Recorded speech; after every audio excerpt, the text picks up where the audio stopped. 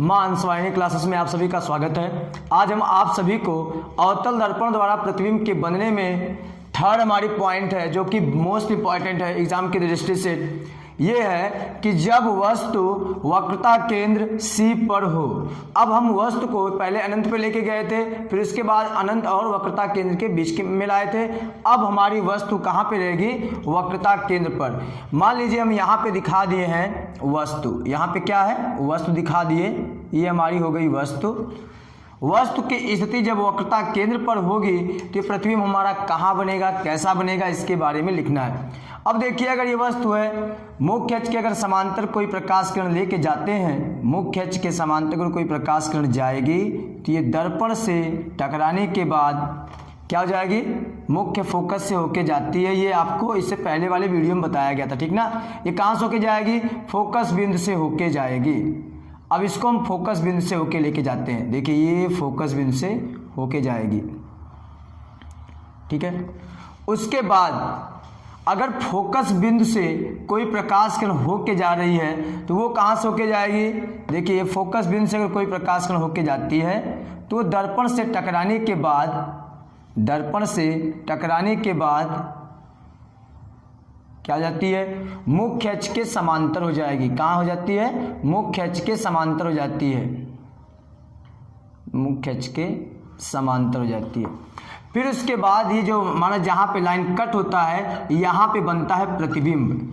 यहाँ पे क्या बनेगा? प्रतिबिंब। और ये जो हमारा प्रतिबिंब बनता है वक्रता केंद्र पर ही बनता है और वस्तु के आकार के बराबर बनता है। कहाँ बनता है? वक्रता केंद्र पर ही बनता है और वस्तु के आकार के बराबर बनता है। ये देखिए, हल्का सा उधर हो गया है, लेकिन वो जो हमारा प्रतिबिंब बनता है वक्रता केंद्र पर ही बनता है, वस्तु के आकार के बराबर बनता है। जितनी बड़ी वस्तु रहती है उतना बड़ा प्रतिबिंब हमारा बनता है। ये हमारी हो गई वस्तु, ये हो गई वस्तु और ये हो गया प्रतिबिंब। ये क्या हो गया? प्रतिबिंब।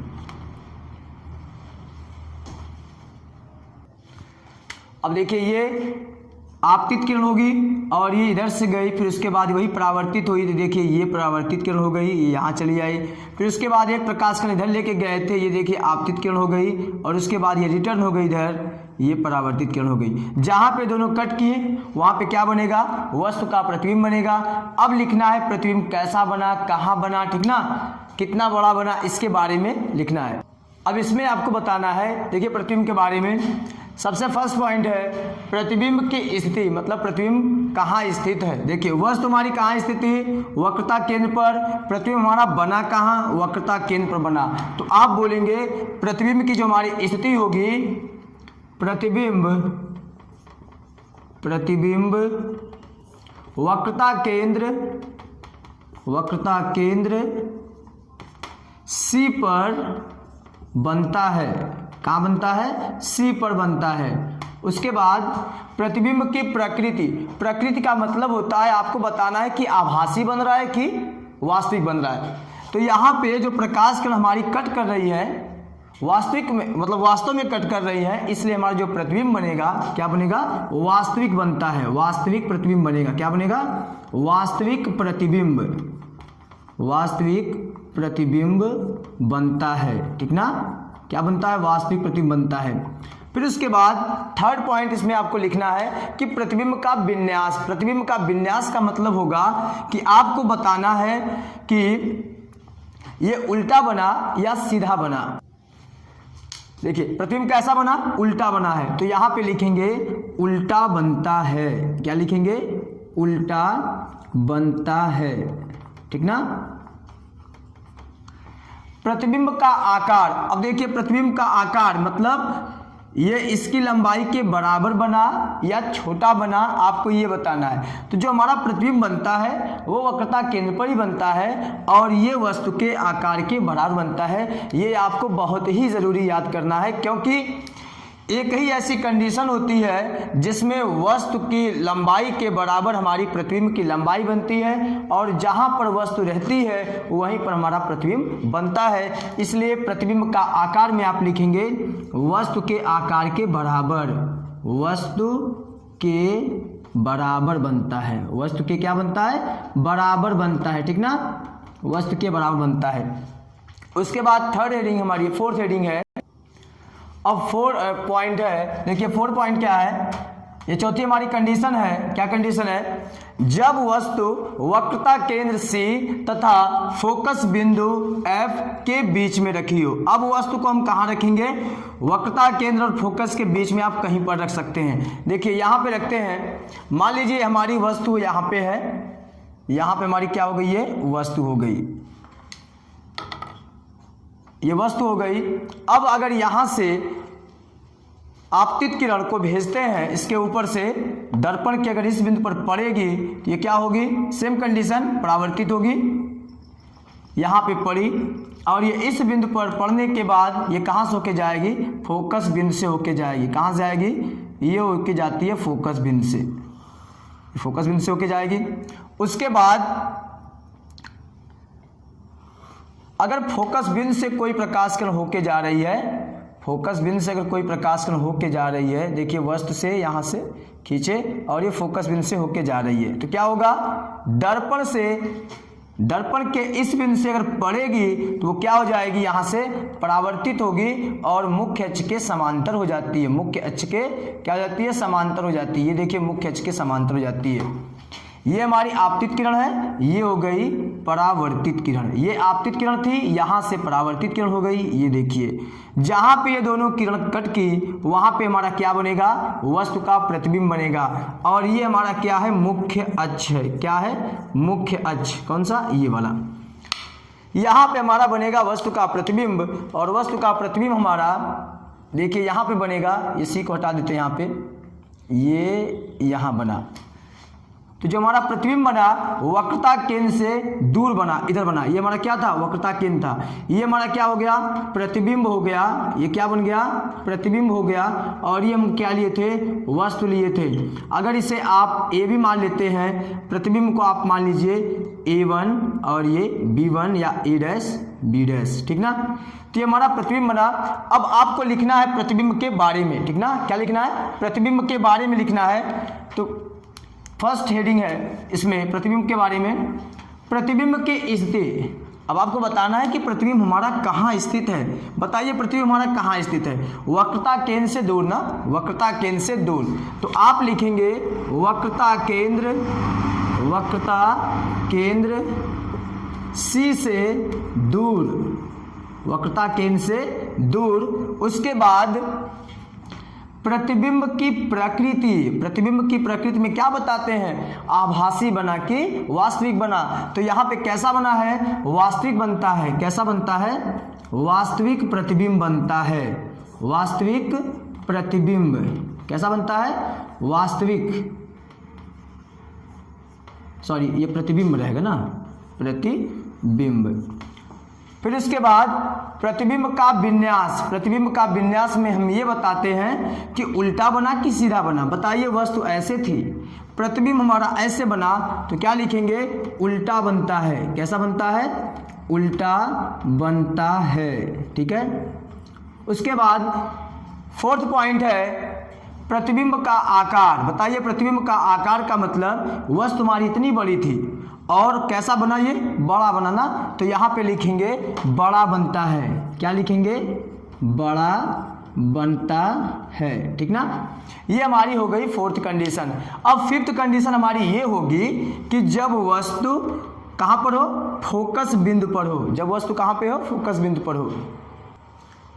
फिफ्थ कंडीशन है, फिफ्थ कंडीशन हमारी ये है कि जब वस्तु की स्थिति कहाँ पर हो, फोकस बिंदु F पर हो। देखिए यहाँ पे हम दिखा दिए वस्तु, ये मान लीजिए हमारी हो गई वस्तु AB, ठीक है। AB हमारी क्या हो गई, वस्तु हो गई। अब अगर इसके ऊपर से मतलब सिर से अगर मुख्य अक्ष के समांतर कोई प्रकाश किरण लेके जाते हैं, मुख्य अक्ष के समांतर अगर कोई प्रकाश किरण जाएगी तो ये दर्पण से टकराने के बाद फोकस बिंदु से होके जाएगी। इसे आप दिखा सकते हैं, ये ऐसे, ये फोकस बिंदु से होके गई, ठीक है। ये आपतित किरण थी और ये हमारी हो गई परावर्तित किरण, ठीक है।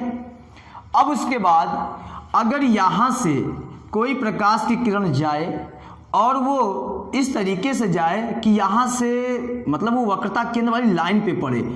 देखिए ये वक्रता केंद्र वाली अगर लाइन है, अगर यहाँ से कोई प्रकाश किरण जाती है और ये दर्पण जब पड़ती है तो ये उसी मार्ग से वापस हो जाती है, क्योंकि जब अविलंब से कोई प्रकाश किरण जाती है तो वो उसी मार्ग से रिटर्न हो जाती है।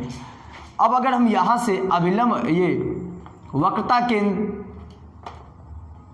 से होते हुए और ये वस्तु से होते हुए कोई प्रकाश किरण जा रही है, देखिए प्रकाश किरण अब हमारी जाएगी कहाँ से, ये वस्तु के इस ऊपर से ऊपर जा रही है और ये वक्रता केंद्र वाली लाइन जो वक्रता त्रिज्या होती है उसकी लाइन से होके जा रही है। अब बताइए अगर ये प्रकाश किरण हमारी ऐसे जा रही है, ये ऐसे जा रही है और ये देखिए वक्रता त्रिज्या वाली भी लाइन हमारी यही है, तो जब ये प्रकाश किरण ऐसे जाती है दर्पण के इस बिंदु पर पड़ती है तो ये इसी मार्ग से वापस हो जाती है। क्यों वापस होती है, क्योंकि ये हमारा जो है वक्रता त्रिज्या वाली लाइन है, ठीक है, ये इसी मार्ग से क्या हो जाती है, वापस हो जाती है। अब ये रिटर्न हो जाएगी और ये वक्रता केंद्र से होके इधर जाएगी। ये हमारी किरण ऐसे गई और ये यहाँ से रिटर्न हो जाती है और फिर उसके बाद ये हमारी वापस हो गई। देखिए ये दोनों लाइनें जो जा रही हैं एक दूसरे को कभी नहीं कट करेंगी। क्यों नहीं कट करेंगी, क्योंकि इनके बीच की दूरी जैसे जैसे ये दूर जा रही है फैलती जा रही है, तो जब और आगे जाएंगी तो ये और भी दूर जाएगी। इसलिए यहाँ पे बोलते हैं जो वस्तु है उसका प्रतिबिंब अनंत पर बनता है। कहाँ बनता है, अनंत पर बनता है। तो प्रतिबिंब कहाँ बनेगा, अनंत पर, अनंत पर बोल सकते हैं। क्या बोलेंगे, अनंत को या अनंत पर, ठीक ना। अब हम प्रतिबिंब के बारे में लिखेंगे कि प्रतिबिंब की प्रकृति क्या है। क्या लिखेंगे, प्रतिबिंब की प्रतिबिंब की स्थिति। प्रतिबिंब कहाँ बनता है, तो आप बोलेंगे अनंत पर। कहाँ बनता है, अनंत पर। उसके बाद सेकेंड कंडीशन है, सेकेंड पॉइंट में लिखेंगे कि प्रतिबिंब की प्रकृति क्या है। प्रतिबिंब की प्रकृति क्या है, तो प्रतिबिंब हमारा हमेशा इधर वास्तविक ही बनता था। यहाँ पे क्या लिखेंगे, वास्तविक बनता है, वास्तविक बनता है। उसके बाद प्रतिबिंब का विन्यास, प्रतिबिंब का विन्यास में क्या लिखते हैं, उल्टा और सीधा से ना। तो प्रतिबिंब इधर हमारा हमेशा उल्टा ही बनता था। अवतल दर्पण में जितनी भी हमारी कंडीशनें अभी तक मिली हैं सब में उल्टा ही बनता था, इसलिए इसमें भी बोलेंगे उल्टा बनता है। क्या बोलेंगे, उल्टा बनता है, उल्टा बनता है। उसके बाद आपको ये बताना है प्रतिबिंब का आकार। प्रतिबिंब का आकार में हो जाएगा अत्यधिक बड़ा बनता है। क्या लिखेंगे, अत्यधिक बड़ा। क्या बनेगा, अत्यधिक बड़ा बनता है, ठीक ना। ये हो गई, चारों कंडीशनें हो गई इसकी, ठीक है। अब इसकी लास्ट कंडीशन सबसे ही इंपॉर्टेंट ये भी कंडीशन है। जैसे वक्रता केंद्र वाली हमारी कंडीशन इंपॉर्टेंट थी, वैसे ये भी कंडीशन इंपॉर्टेंट होगी। कब, जब वस्तु की स्थिति फोकस बिंदु और दर्पण के ध्रुव के बीच में हो। अब हम वस्तु को कहां पे रखेंगे, फोकस बिंदु और दर्पण के ध्रुव के बीच में, ठीक है। अब वस्तु हमारी है, ये हमारी देखिए सिक्स कंडीशन है। सिक्स्थ कंडीशन ये है कि जब वस्तु फोकस बिंदु F तथा दर्पण का ध्रुव P के बीच में स्थित हो। देखिए यहां पे दिखा दिए वस्तु, अगर मुख्य अक्ष के समांतर प्रकाश किरण जा रही है तो ये दर्पण के इस बिंदु से पड़ेगी तो कहां से होके जाएगी, फोकस बिंदु से होके जाएगी। कहां से होके जाएगी, फोकस बिंदु से। देखिए इसको बना रहे हैं, ये हमारी प्रकाश किरण गई, उसके बाद इस बिंदु पर पड़ी और ये हमारी फोकस बिंदु से होके जाएगी। कहां से होके जाएगी, फोकस बिंदु से। ये देखिए फोकस बिंदु से होके जा रही है, ये फोकस बिंदु से खींच दिए। ये आपतित किरण थी, ये परावर्तित किरण, ठीक है। अब अगर यहां से प्रकाश किरण ऐसे जाए कि वो वक्रता त्रिज्या वाली लाइन पे होके जाए। देखिए वक्रता त्रिज्या इधर भी हो सकती है, इधर भी कर सकते हैं, ऐसे भी कर सकते हैं। तो अगर ये वक्रता त्रिज्या वाली लाइन से होके जाएगी, यहाँ फोकस को F को यहाँ पे दिखा देते हैं, अगर इस बिंदु से होके जा रही वक्रता केंद्र वाले बिंदु से, इसका मतलब वो हमारी प्रकाश किरण अभिलंब से पड़ रही है। तो अगर वो कोई प्रकाश किरण अभिलंब से होके जाती है तो क्या होता है, उसी मार्ग से वापस हो जाती है। क्या हो जाता है, उसी मार्ग से वापस हो जाती है। तो ये हमारी प्रकाश किरण देखिए वक्रता केंद्र से होके, यहां से वक्रता केंद्र से अगर होके जा रही है, ये प्रकाश किरण यहां से गई और इस बिंदु पर जब पड़ेगी तो उसी मार्ग से वापस हो जाएगी और ये इधर चली गई। अब लग रहा है कि हमारी प्रकाश किरण कहीं नहीं कटकी, लेकिन करते क्या है, जब इसको आगे बढ़ाते हैं, इस लाइन को आगे बढ़ाते हैं और ये लाइन आगे बढ़ाते हैं, इसको हटा देते हैं अभी। जब ये लाइन हम आगे बढ़ाते हैं, देखिए ये ऐसे जब आगे बढ़ाएंगे तो इसको हम डॉट डॉट करके बढ़ाते हैं। क्यों ऐसा करते हैं? ऐसा इसलिए करते हैं क्योंकि हमारी जो प्रकाश किरण है वास्तव में इधर जाती है, लेकिन अगर हम यहाँ पे डॉट डॉट दिखाएं और इसको भी अगर हम आगे बढ़ा दें तो ये दोनों लाइनें दर्पण के पीछे एक बिंदु पर कट करती हैं। ये दोनों लाइनें देखिए दर्पण के पीछे एक बिंदु पर कट की। जहां पर दोनों लाइनें एक दूसरे को कट करती हैं वहीं पर हमारा बन जाता है प्रतिबिंब। क्या बनता है? प्रतिबिंब बनता है। और ये जो प्रतिबिंब हमारा बनता है, ये जो प्रतिबिंब हमारा बनेगा वस्तु के आकार से बड़ा देखिए बना। वस्तु के आकार से कैसा बना? बड़ा बना, सीधा बना, ठीक ना, और दर्पण के पीछे बनता है। अब इन चारों पॉइंटों के बारे में लिखेंगे। क्या लिखेंगे? प्रतिबिंब की स्थिति, मतलब प्रतिबिंब कहाँ बना। तो प्रतिबिंब की जो हमारी स्थिति है दर्पण के पीछे, दर्पण के पीछे बनता है, दर्पण के पीछे बनता है। ये आपको लिखना होगा सब, ठीक है, हर कंडीशन। दर्पण के पीछे बनता है। प्रतिबिंब की प्रकृति क्या है? प्रकृति का मतलब वास्तविक और उल्टे से है। तो बताइए, प्रतिबिंब का प्रकृति का मतलब आभासी और वास्तविक से है ना। तो यहाँ पे क्या बोलेंगे? आभासी बनता है, क्योंकि जो हमारी लाइनें हैं एक्चुअल में इधर जा रही थी और यहाँ पे हम आभास कर रहे हैं। अगर ये डॉट डॉट बढ़ाते हैं इधर और इधर बढ़ाते हैं तो दोनों एक दूसरे को यहाँ पे कट करती हैं। तो जब यहाँ पे कट करेंगे तो जो हमारी प्रतिबिंब बनेगा यहाँ बनेगा और ये आभासी बनता है, क्योंकि लाइनें एक्चुअल में इधर जा रही थी। आभासी बनता है। क्या बनता है? आभासी बनता है। अभी तक जितने भी प्रतिबिंब बना था सब वास्तविक बना था, लेकिन ये एक ऐसी कंडीशन थी जिसमें प्रतिबिंब आभासी बनता है, सीधा बनता है और वस्तु से तो बड़ा बनता ही है, और उसमें बड़ा भी बनता था, इससे पहले वाले में छोटा भी बनता था। प्रतिबिंब का विन्यास, प्रतिबिंब का विन्यास में आपको बताना है उल्टा बनता है या सीधा बनता है। बताइए, उल्टा बन रहा है या सीधा बन रहा है? सीधा बन रहा है। तो यहाँ पे क्या लिखेंगे? सीधा बनता है। क्या लिखेंगे? सीधा बनता है। उसके बाद लास्ट वाले पॉइंट में लिखेंगे प्रतिबिंब का आकार क्या है। बताइए, प्रतिबिंब का आकार जो हमारा है बड़ा है या छोटा है? तो यहाँ पे क्या बनता है? बड़ा बनता है। ये हमेशा बड़ा ही बनता है, ऐसे बड़ा बनता है। इसीलिए अवतल दर्पण का जो हम प्रयोग करते हैं सैलून में दाढ़ी या बाल जहाँ पे बनता है वहाँ पे यूज करते हैं, ताकि जो हमारे फेस पर बाल हैं वो बड़े दिखें। इसीलिए अवतल दर्पण का प्रयोग कहाँ करते हैं? सैलून में करते हैं। ये रहा आपकी लास्ट टॉपिक।